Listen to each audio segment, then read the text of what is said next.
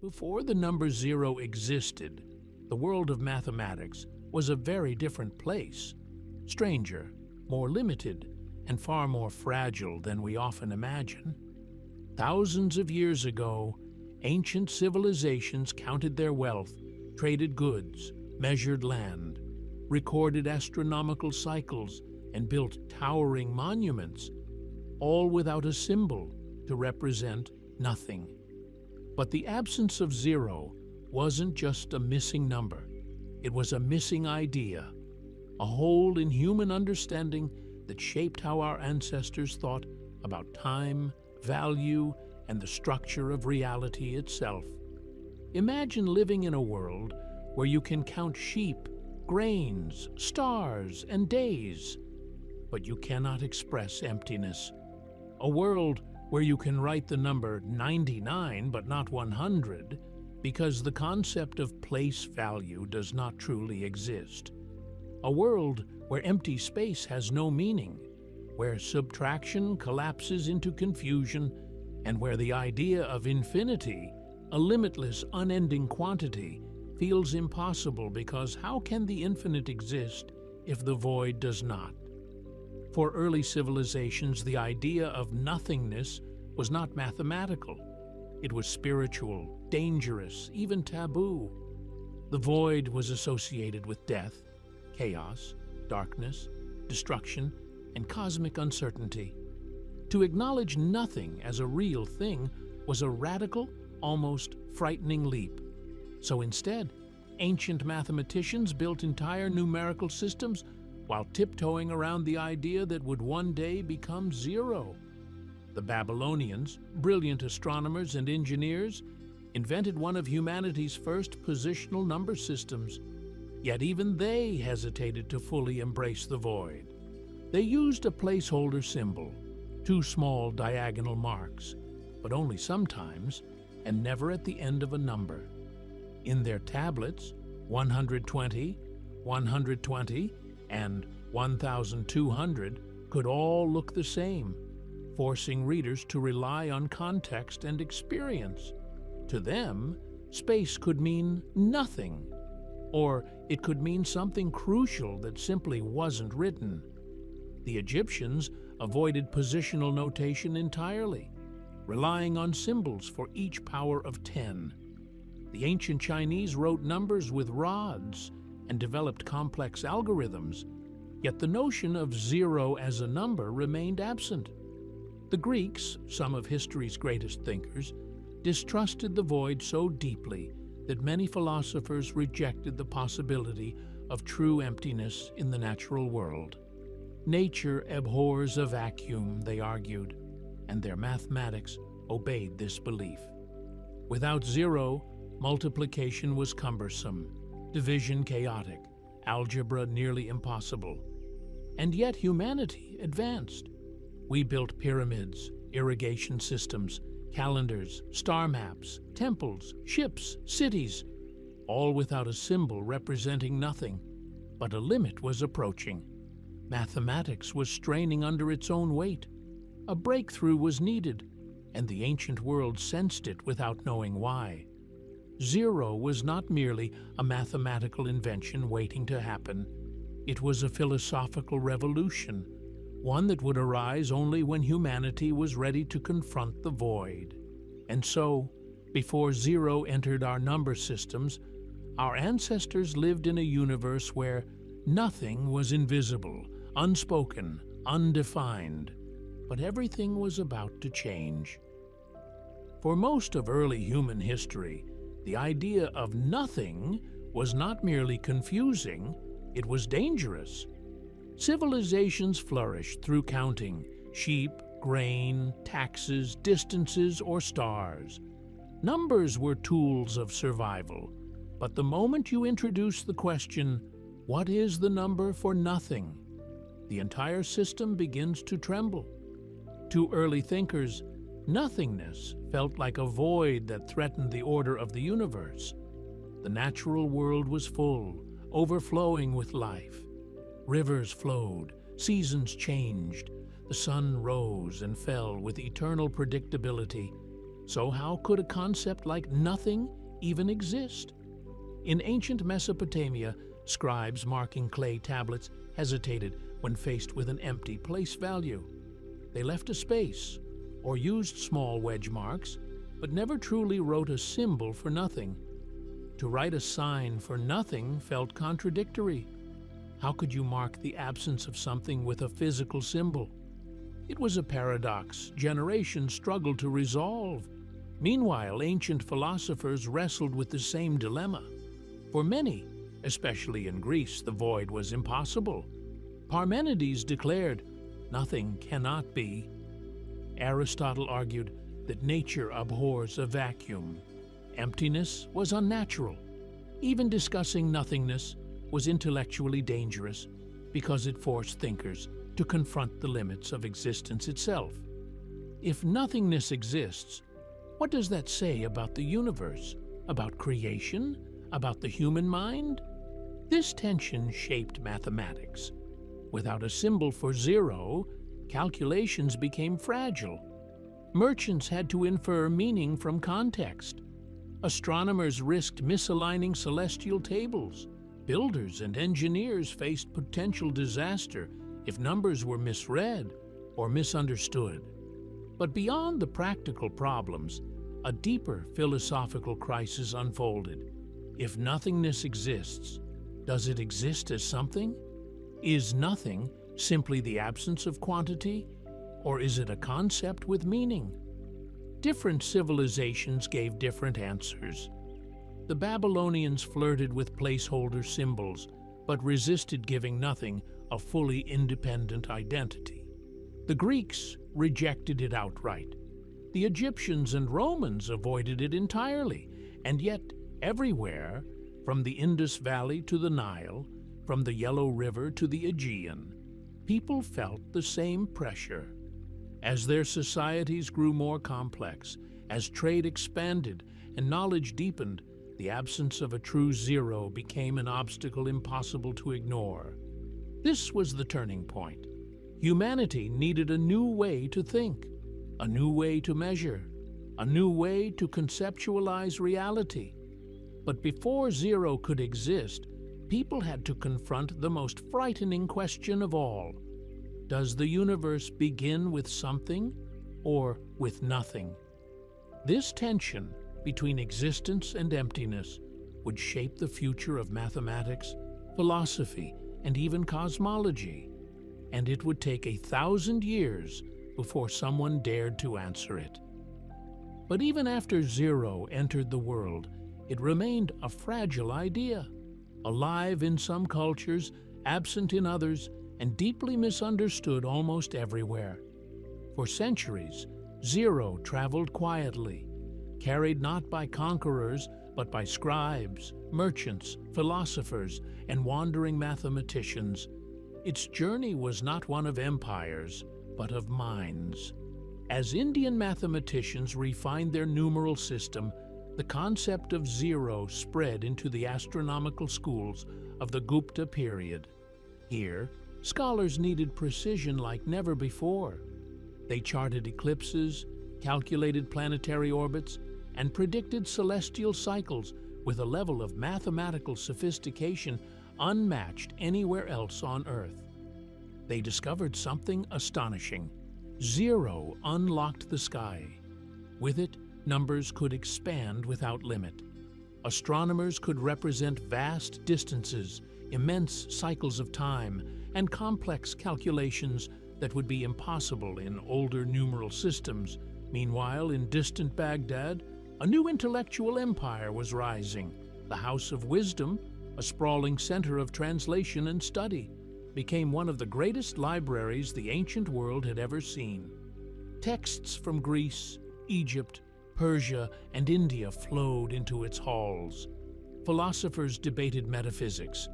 Mathematicians pushed arithmetic into unfamiliar territory. Astronomers built instruments to measure the heavens. And among the countless manuscripts carried across deserts and seas was the Indian numeral system, complete with its small, unassuming symbol for nothingness. The scholars of Baghdad immediately recognized its power. Under Al-Khwarizmi, mathematics was transformed. He did not merely adopt zero, he weaponized it. He formalized the rules of algebra, unified arithmetic, and introduced a new way of thinking. Numbers did not merely describe objects, they could describe possibility. Through his writings, zero slipped quietly into the bloodstream of global knowledge. From Baghdad, it spread west into North Africa, then across Mediterranean trade routes, until it reached the intellectual circles of medieval Europe, where confusion and resistance awaited. European scholars, steeped in Aristotelian philosophy, distrusted the void. To them, nature abhorred emptiness. The idea that a number could represent nothing felt not mathematical, but metaphysical, even dangerous. Some called zero the mark of the devil. Others banned its use in official accounting. Still others embraced it privately, but feared teaching it openly. Yet despite the resistance, zero moved silently through the hands of merchants, bankers, and scholars. In the ledger books of Italian traders, zero became indispensable. It allowed clearer balances, more accurate exchanges, and calculations that older Roman numerals simply could not handle. By the 1200s, a young mathematician named Leonardo of Pisa, better known as Fibonacci, took notice. He saw zero not as a threat, but as a revolutionary tool, the key that allowed the Hindu-Arabic numeral system to surpass every numerical tradition before it. When Fibonacci published Liber Abaci, he did more than introduce Europe to the numerals we use today. He changed the future of mathematics forever. Zero was no longer an exotic symbol from a distant land. It was becoming the foundation of a new numerical world, a world where arithmetic flowed effortlessly, where complex equations became possible, and where the infinite could finally be written down. But the true power of zero, the power that would one day shape computers, physics, and the structure of reality itself, was still waiting to be discovered. And humanity had only just begun to understand what nothing could do. But the ascent of zero was far from finished.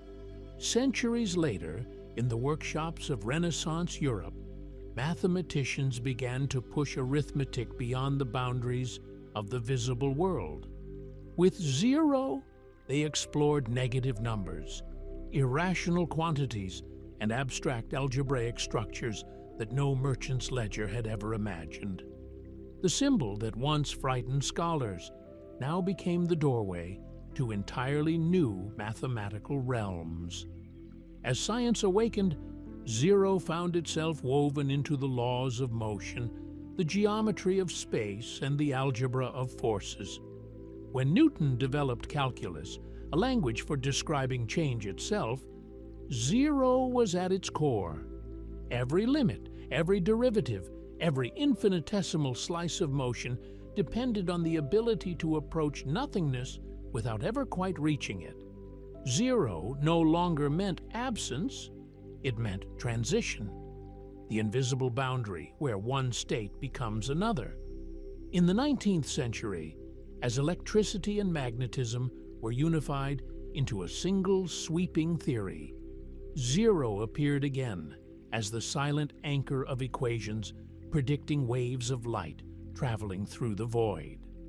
The universe was beginning to reveal that emptiness was not empty at all. It had structure, tension, potential, and then, in the 20th century, zero took on a destiny no ancient mathematician could have predicted. In quantum physics, zero-point energy, the lowest possible energy state of a system, suggested that even in absolute emptiness, particles flickered in and out of existence. Vacuum was no longer a void, but a restless sea of possibilities. In cosmology, zero shaped our understanding of the universe's birth. The equations describing the Big Bang traced everything: space, time, matter, energy, back to a singularity of infinite density and zero volume. A universe born from nothing, exploding into everything. And as computers emerged, zero became one half of the binary heartbeat driving the digital age. With only two symbols, 0 and 1, humanity built machines capable of simulating worlds, decoding genomes, navigating the stars, and storing the collective memory of civilization. The number once feared as dangerous, mystical, or meaningless had quietly become the foundation of modern reality. Zero is the still point around which our sciences turn, the silent partner of infinity, the invisible engine behind logic, computation, and the unfolding laws of nature. It is the symbol that allows us to measure the immeasurable, calculate the incalculable, and conceive the inconceivable. And so, after thousands of years, one truth stands clear. Nothing was never nothing. It was the beginning of everything. And yet, the story of zero continues. Even today, it challenges the limits of what we understand. In black hole physics, the fabric of space collapses toward zero volume and infinite density, a frontier where our equations break down, demanding new mathematics not yet written. In information theory, zero shapes the limits of compression, entropy, and the very definition of knowledge. In computer science, billions of zeros pulse every second, weaving together the digital world we now inhabit. To modern theorists, zero is no longer just a number. It is a question, a paradox, a mirror held up to the universe. Does the cosmos tend toward nothingness, or does nothingness generate the cosmos? Is zero the emptiness before creation, or the quiet blueprint behind it? Physicists search the depths of quantum fields, hoping to explain why the vacuum hums with energy. Cosmologists struggle to understand why the universe's total energy may sum, astonishingly, to zero, as if existence itself balances perfectly on the knife edge between being and nothingness. And philosophers continue to ask the oldest question ever whispered: how can something arise from nothing? Zero, as always, offers no answer, but it makes the question possible. It remains the still point at the heart of every calculation, the silent boundary between past and future, the mathematical breath between existence and oblivion. A symbol so small you could draw it with a single stroke, and yet vast enough to contain the entire universe. Humanity invented zero to understand the world, and in the end, it may be zero that helps the world understand itself. Thank you for joining this journey through the strange and wondrous history of zero. Across continents and centuries, this simple symbol reshaped the way we think, measure, and imagine the universe. From ancient astronomers to modern physicists, zero has remained the quiet foundation beneath every breakthrough. It taught us that emptiness is not something to fear, but something to understand, that within nothingness, possibility is born. Today, zero guides our technology, our science, and even our search for the origins of existence. It reminds us that every beginning starts from a moment of stillness, and every discovery begins with a question that seems impossible. So, as we continue exploring the mysteries of our world, may we never forget the power hidden in that single, simple circle. Thanks for watching. And until next time, stay curious.